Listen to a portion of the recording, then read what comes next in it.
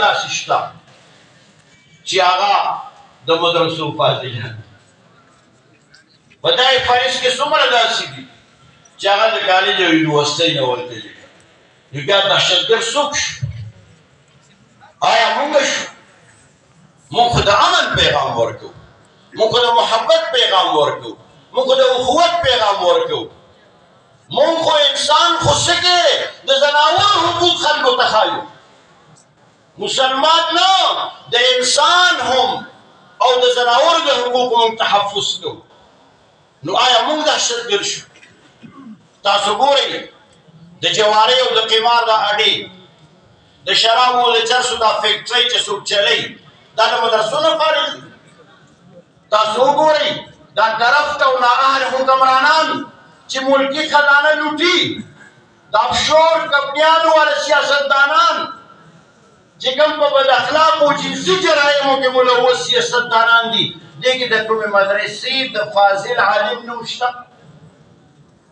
یا تاسو دا وګورئ آیا په معاشره کې په لکونو زرګونو ډاکټران او انجینران او ډیګري هولډرز چې شپه ورځ ډیګریانې په لاس کې نیولې وي جنسونه وباسي هړتالونه کوي د روزګار دپاره چېرې تاسو داسې لیدلي چې د مدرسې طلباو د مدرسې فضلاو د تنخوا دپاره د روزګار دپاره جلوس وکړئ مطالبې کوي زما محترمو دا خلک امن پسند خلک دي او قناعت پسند خلک دي او صابرین او شاکرین دي زما محترم لہذا دا د امن گهواري دي دا په معاشره کې امن خورئ د دهشتګردۍ الزام په دې باندې بالکل ظلم دی دروغ دي او افترا ده او د مدرسو د خدماتو ما اجمالا ذکر وکړو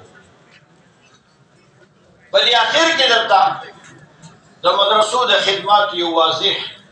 مثال ذکر کوم د دې مدرسو دا خلک د اسلامي طالبانو